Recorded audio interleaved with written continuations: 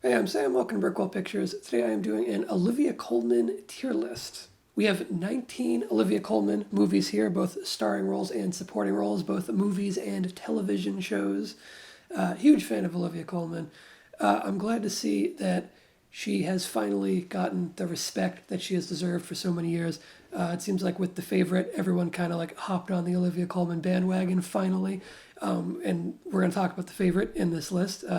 Towards the end, I guess. These are in a randomized order, but I can see it's towards the bottom there. The Favorite really put her on everybody's map, it would seem, which is great because she really deserves it. And I'm glad to see she keeps getting like more and more big roles with complex characters. Her latest movie, at least at the time of recording, I think, at least her latest like major movie that caught my attention was The Lost Daughter. This came out on Netflix. It was a Netflix original, or at least one of their semi-originals.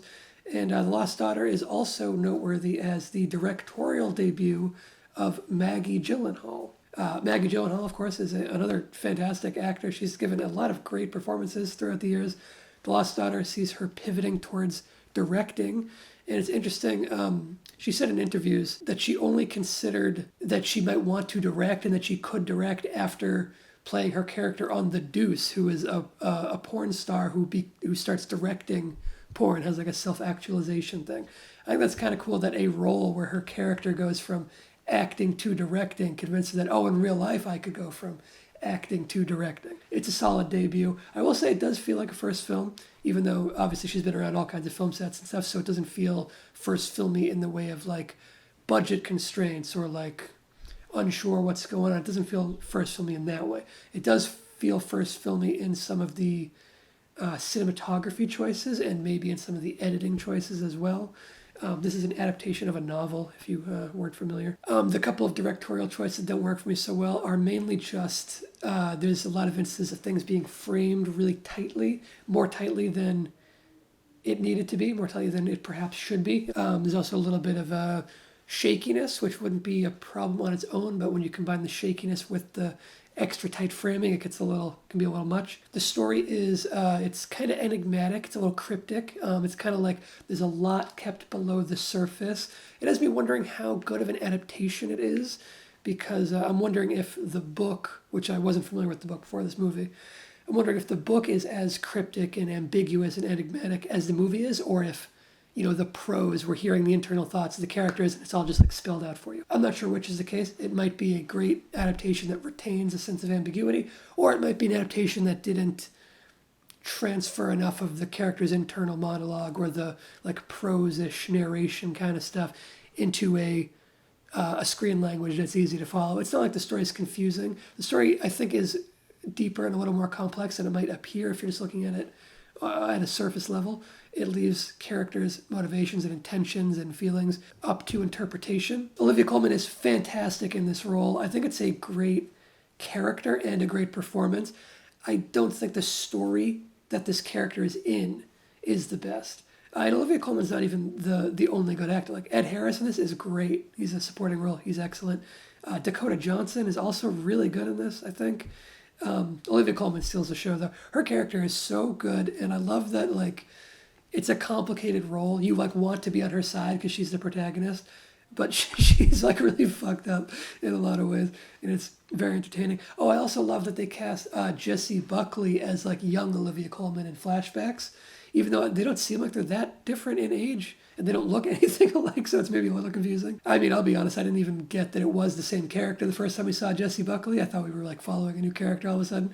You kind of gotta, I don't know, just buy into the fact that they don't look anything alike. But I think they both give fantastic performances, and it works in a kind of dual narrative way. I think it's a good movie, not a great movie. I think the lead character specifically and the performances of the whole cast are better than the story being told, which is a little underwhelming. But I think it's a good movie. I'd put it in B tier. Okay, next up is a television show. This is That Mitchell and Webb Look, which is actually the first thing I saw Olivia Colman in. This is what put her on my radar.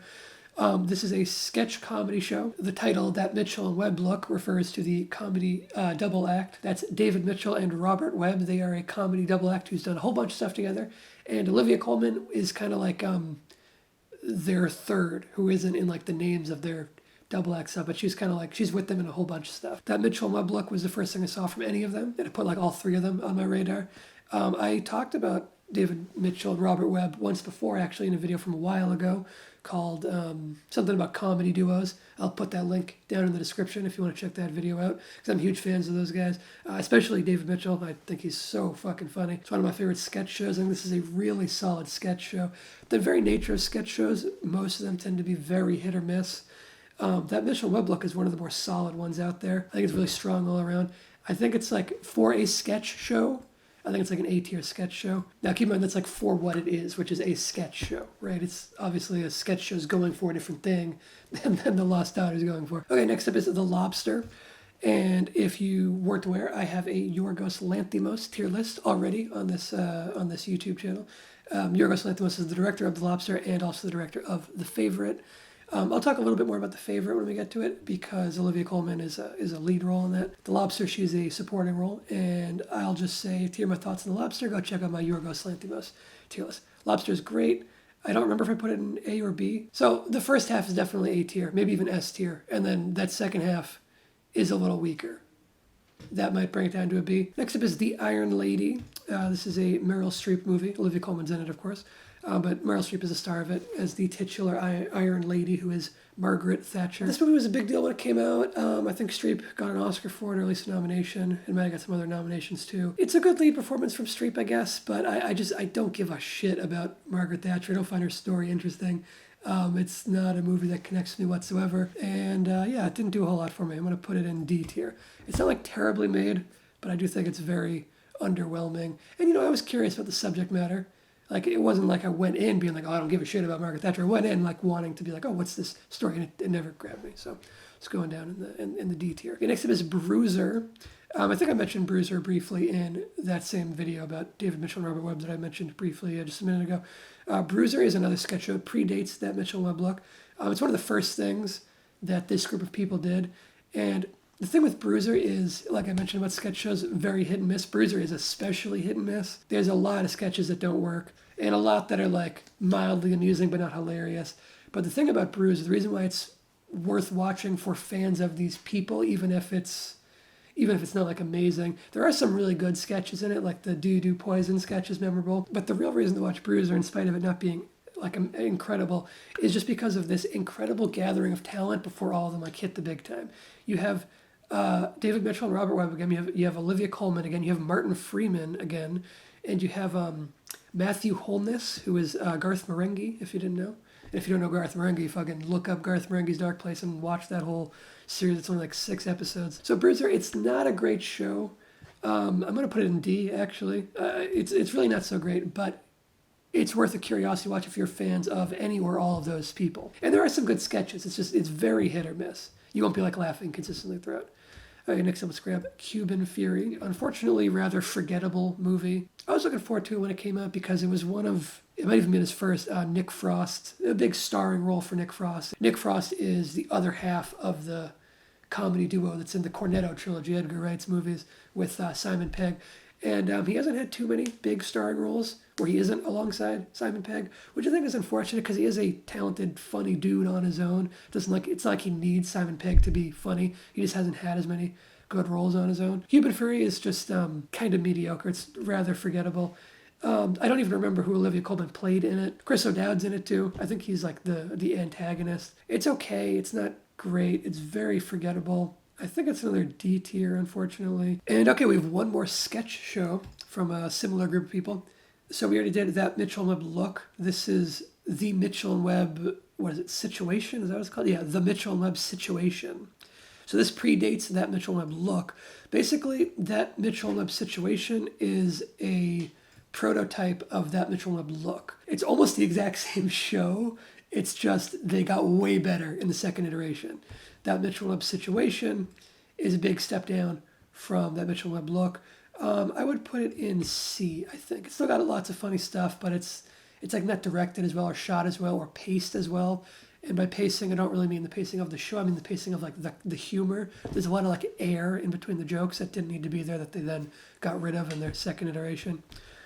Still funny though. It's worth a watch if you've already watched all of that Mitchell and Webb Look and enjoyed it, but I wouldn't definitely start with it. It's not like you gotta watch it in order or anything. If you finish both and you still want more, they have sketch show that's audio only that they did on for radio. It's called that Mitchell and Webb Sound. That is pretty damn funny as well. They did multiple series of that. I think that radio show is actually better than Situation. Radio show I'd probably give a B for a comedy radio show. Anyway, next up is Peep Show. This is another David Mitchell, Robert Webb helmed project. Olivia Colman is like the third lead in the show. Peep Show is fucking great. I don't know how popular it is in the US, but it's massive over in the UK. Peep Show is great. You can't recommend it to everybody though, because it's a very particular type of humor that gets extremely dark. There are some moments in this show that are like so fucked up that it's like, it's on the borderline of being like hysterically funny and also just like genuinely uncomfortable, like hard to watch stuff. Like the scene I always mention when I tell people like the warning is there's a scene where a guy has to like, he like eats a dog, like a dog that he accidentally cooked, and he like got himself in this lie where he can't like get out of it. It's so uncomfortable and hard to watch. It's a very funny show. Great performances from the leads. The gimmick with the show is that it's shot in first person and jumps from first person between the two leads and occasionally other people. And you also hear their internal thoughts, like their what they're thinking as scenes are happening. Very funny show. Highly recommended to the type of people who it's that kind of humor that they like. And Olivia Colman is so great in it. I think Peep Show is where I was becoming a real big fan of her. Like I had seen her earlier in that Mitchell and Webb Look. She's always like playing second fiddle in that though, but I was like, oh, she's funny. In Peep Show, she really gets to like show everything she can do. Not even just comedic acting, like she's really funny in it, but she also gets some really good dramatic scenes as well. Really good stuff.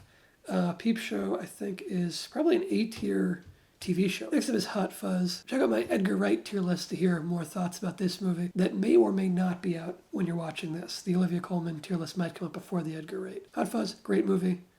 I'm gonna go S tier on Hot Fuzz. Olivia Colman's not in it all that much. She's definitely a side character, but she's still good in it, and she's memorable in her smaller role. Next up, let's grab Confetti. Confetti, I don't know if you might not know about this one. This one's definitely not a bigger movie, but I'm gonna immediately say, fuck this movie, and especially fuck the director of this movie. I was excited for this one because it has a great cast. It's obviously Olivia Colman, but it also has Robert Webb again. There's no David Mitchell this time. But you also have Stephen Mangan, who's a funny dude. Lucy Punch, who's in a lot of funny stuff. She's also in Hot Fuzz. And you also have Jimmy Carr, who's a really funny stand-up comedian. He doesn't do a whole lot of acting. It's mostly stand-up and like hosting and stuff. And you also have Jessica Hines, who's really funny. She's great on like Spaced and stuff like that. So really great cast. That's why I was excited to watch it. Then you watch it and you're like, oh, this is not good. It's probably not F tier. It's probably more like D or E. The reason why it's in the F is the making of stuff when you listen to like interviews with, I think specifically there's an interview on, I think it's the Graham Norton show, if I'm remembering correctly. I'll try to put a clip in here if I can find it again. We were in a film, we're playing nudists, and the director said that, don't worry, your bits will be pixelated in the final film, and then they weren't. When did you find out? When you just went to see the film? At the screening of the film.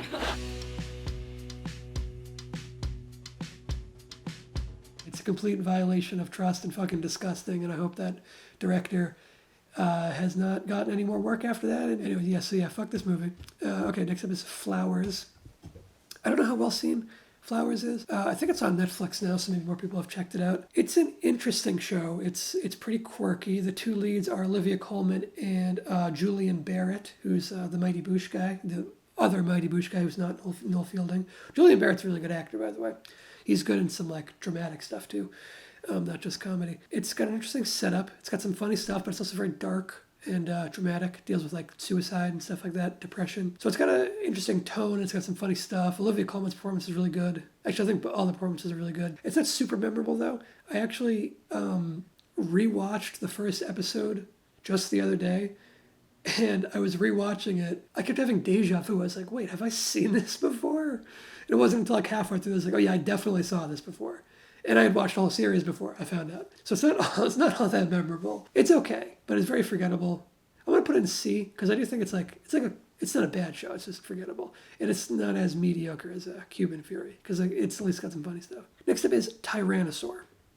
I won't spend too long on this one because I made a humongous video essay all about Tyrannosaur, a gigantic video essay. Go check out that video. I talk about the entire movie in great detail on that. Tyrannosaur is excellent. Highly, highly, highly recommend it. I think it has Olivia Colman's best performance. And beyond it being one of her best performances, I think it's like one of the best performances, full stop, from any actor ever. I think she is so incredible in this role. One of my, top 5 favorite performances ever in this movie. Excellent all-around movie. S tier, without a doubt. Okay, next up is Fleabag. Everyone knows Fleabag's good, right? I actually came to Fleabag kind of late. I had been hearing it was great from so many people for so long, and I kept resisting it. And finally I gave in and watched it, and it's so good. It's a fantastic show. It's also like very short. The episodes are brief, and there's 2 series, and they're each like 6 episodes or something. So you can watch each season. You can watch as like a movie. It's like 2.5 hours, something shorter than Tenet. I can tell you that because I checked. Phoebe Waller-Bridge is the star of it, and she is incredible in that role. And she also like created the whole show, writes it and everything. She just incredible work. Olivia Colman is one of the main supporting actors. She plays like the godmother character. She steals scenes. Anytime she's on screen, she is pulling focus. She's so good. She's perfect in that role. Fleabag is an S tier show. Okay, next up is Broadchurch. Now, I will say up front, I haven't seen all of Broadchurch, but I have seen the entire first series, and I think I've seen half of the second series. And then it's not like I don't like it. I just kind of got distracted with those shows and haven't gone back to it yet. Broadchurch is great. At least the first series is. It's a show where it feels like, it very much felt like a miniseries, right? Like when the series concluded, I was like, okay, that's the end of Broadchurch. And I think that's why I didn't like continue with the other seasons, because it felt very much like it had wrapped up and come to a conclusion.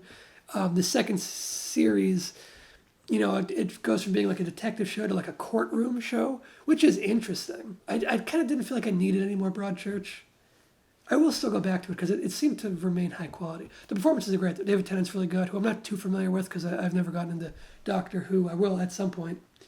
Anyway, he's really good in it though, and Olivia Colman is especially great in this. Even before The Favourite, Olivia Colman started getting some more acclaim and attention with Broadchurch beforehand, and it's a great dramatic performance. She had, I think, mostly worked in comedy before Broadchurch, obviously dabbling a little bit here and there. Broadchurch is really good.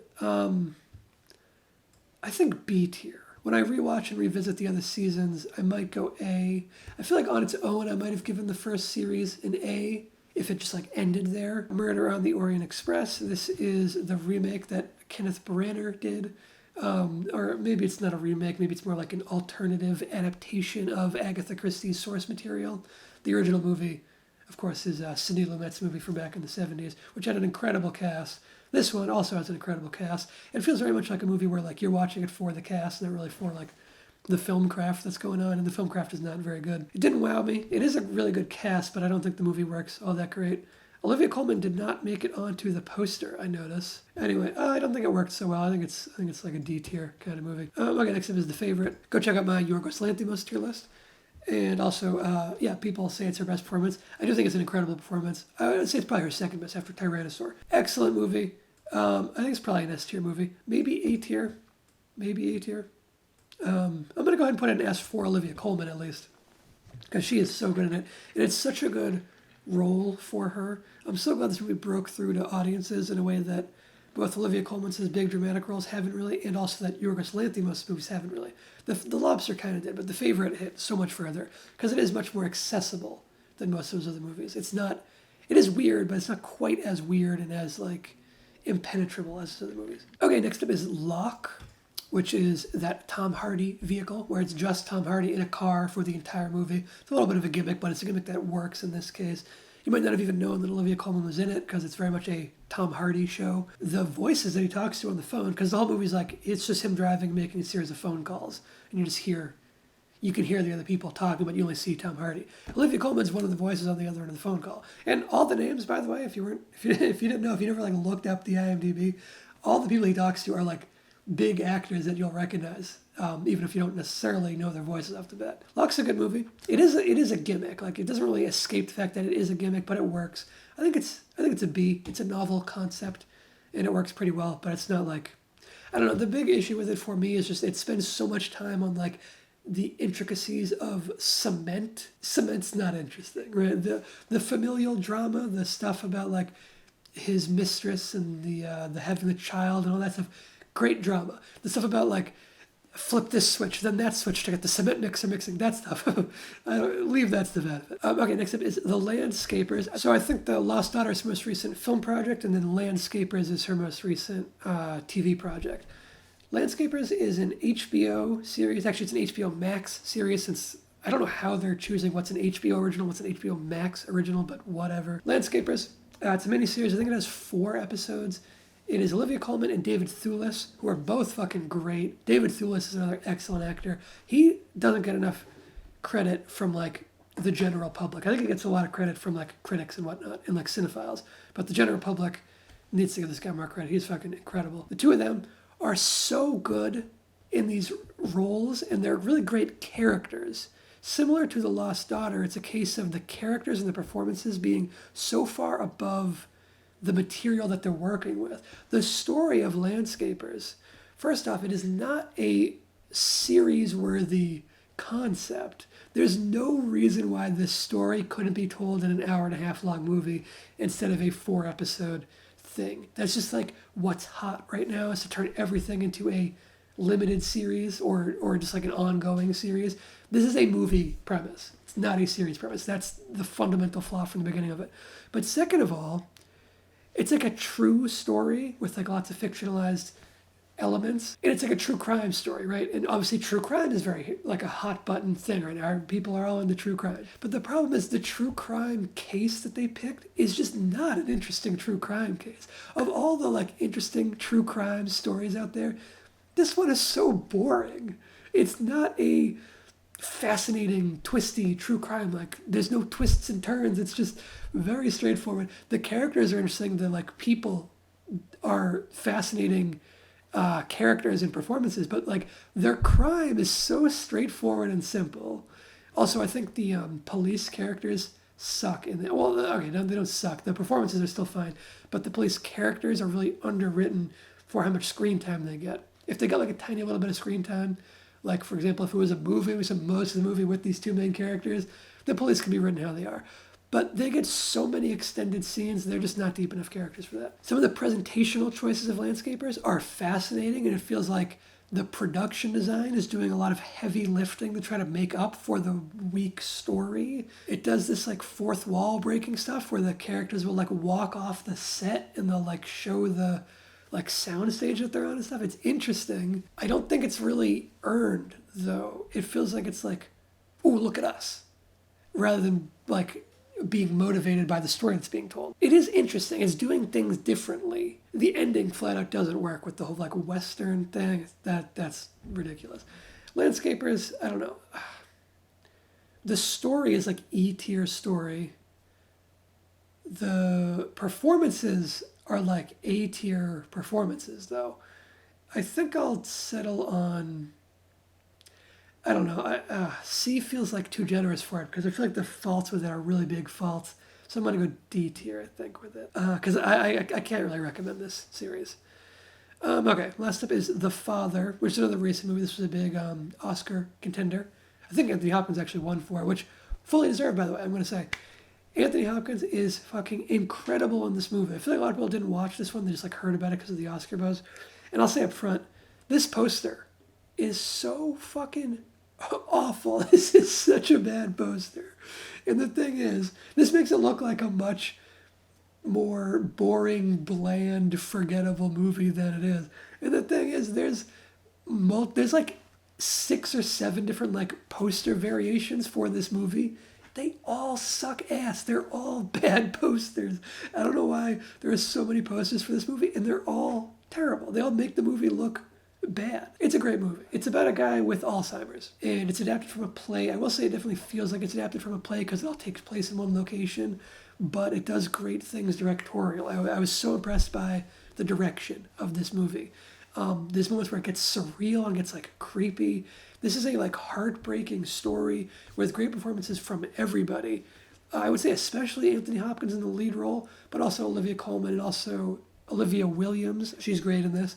And also, Imogen Poots is really good in it as well. The writing is excellent. It does feel like a stage play. I am someone that never bothers me when a movie feels like a play. I guess because like I feel like I wouldn't have the opportunity to see it if it just stayed a play, so I'm fine with it if I know that going into it or whatever. Actually, I didn't know that going into it, but it's pretty obvious. It feels like a play got turned into a movie. If that kind of thing bothers you, it might bother you and the father too. It doesn't bother me in general. Performances are excellent. The story, it's not like a crazy complicated story, but it's a great character study, and like the dialogue is so well written. The ending is so emotional. Like this movie got me more emotional than like a movie I had seen in a very long time. I think it's a fantastic movie. It's at least A tier. I don't know if it quite goes to the S tier. It's at least A tier. I think I'm gonna put it in A tier. I think if you overlook The Father, thinking it was like some generic Oscar baity drama, go back and give it a shot. I think it's really excellent stuff. So here is our Olivia Colman tier list. Got a lot of movies, got a lot of stuff in the S tier, a lot of stuff in the D tier, but these are mostly things where she's like a little supporting role. And then Landscapers, which just didn't work for me. But I want to say again, Olivia Colman's performance and David Thewlis's performance are like A or S tier worthy performances. They fucking crush it. It's the show around them that doesn't work for me. And it's like, just, now I'm going back to Landscapers, but the things that it was doing differently, like those like kind of avant-garde flourishes with all the crazy colors and the like obvious sets intentionally and the like breaking the fourth wall, that was all interesting at first, but then it just never culminated in everything. And it started to grate on me the more it went along. That's where I rank Olivia Colman's various projects. Check out my other tier lists. And yeah, I'll see you next time. So long.